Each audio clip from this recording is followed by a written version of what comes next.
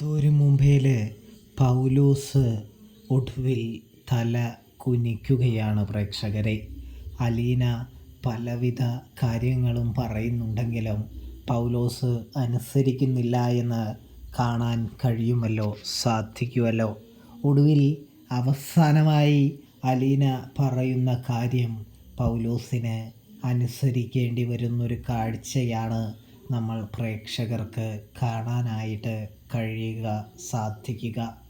അതിന് കാരണമെന്തെന്നാൽ പൗലോസിൻ്റെ എല്ലാ ഒളിവും ചതിയും കള്ളത്തരവും അലീന നാളെ കണ്ടെത്തുകയാണ് പ്രേക്ഷകരെ, പ്രിയ കൂട്ടുകാരെ.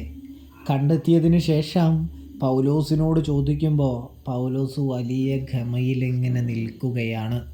ഇതേ സമയം നമ്മുടെ അലീന പറയുന്നുണ്ട്, പൗലോസേട്ടൻ വലിയ പോസൊന്നും കാണിച്ചിട്ട് കാര്യമില്ല, ചോദിക്കുന്നതിന് മറുപടി പറയണം.